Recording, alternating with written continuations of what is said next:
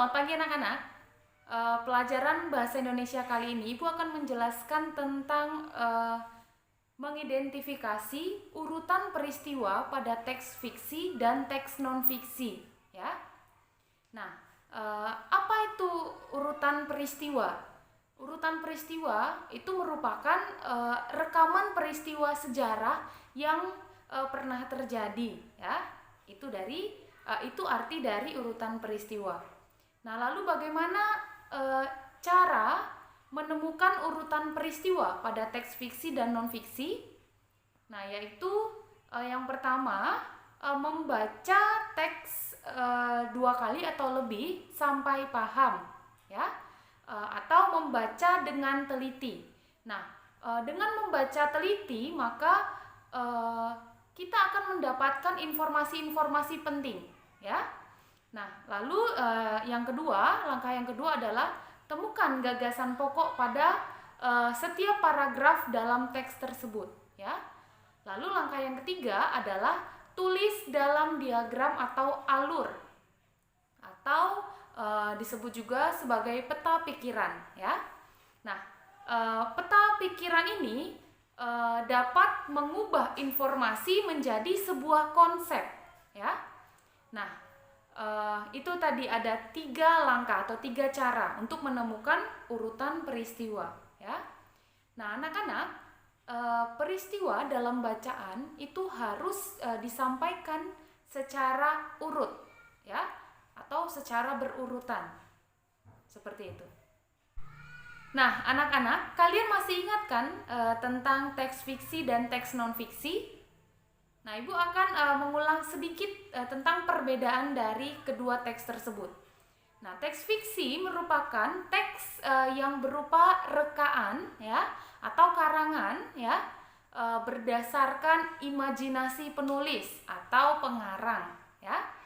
Biasanya bukan berdasarkan kejadian yang nyata, ya. Nah, lalu apa saja contoh teks fiksi? Yaitu seperti Legenda Danau Toba, ya, kemudian Siti Nurbaya, Kelinci dan Tupai yang Malas, ya. Lalu ada contohnya cerpen, novel dan lain-lain sebagainya, ya. Nah, pada teks fiksi itu biasanya menggunakan bahasa yang tidak baku, ya. Nah, lalu bagaimana dengan teks non-fiksi? Masih ingat? Ya, teks non-fiksi adalah teks yang dituliskan berdasarkan kenyataan atau kejadian yang benar-benar terjadi atau peristiwa yang nyata, ya. Nah, contoh dari teks non-fiksi seperti misalkan keberagaman budaya Indonesia, ya, kemudian ketersediaan air bersih, ya.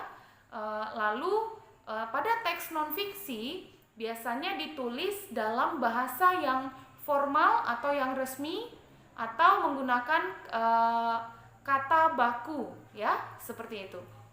Nah, anak-anak, ada beberapa unsur yang biasanya terdapat dalam sebuah cerita, ya, yaitu seperti adanya tokoh, ya, unsur tokoh atau pelaku, kemudian watak atau karakternya, ya. Kemudian yang ketiga adalah latar atau tempat dan waktu kejadian cerita, ya. Kemudian ada alur atau plot. Nah, alur atau plot ini artinya adalah urutan peristiwa dalam sebuah cerita, ya. Nah, biasanya tahapannya nih, yang pertama adalah perkenalan, paragraf awal itu perkenalan. Lalu paragraf selanjutnya membahas tentang konflik. Lalu klimaks dari konfliknya. Nah, hingga paragraf yang terakhir membahas tentang penyelesaiannya, ya. Nah, lalu unsur yang lain selain tokoh, watak, latar, alur atau plot, unsur yang lain adalah tema, ya. Tema merupakan gagasan pokok atau ide pokok tentang suatu hal. Contohnya misalkan tema kemanusiaan, tema bencana alam, ya, dan lain-lain. Lalu unsur yang terakhir adalah amanat atau pesan yang bisa diambil dari bacaan tersebut, ya. Baik anak-anak, demikian materi bahasa Indonesia kita kali ini ya, tentang menentukan urutan peristiwa pada teks fiksi dan teks non-fiksi ya. Intinya adalah agar kalian tahu informasi penting dari sebuah teks bacaan. Yang paling utama adalah kalian harus membaca dengan teliti ya. Oke, selamat mengerjakan tugas hari ini dengan baik ya. Tetap jaga kesehatan ya. Terima kasih.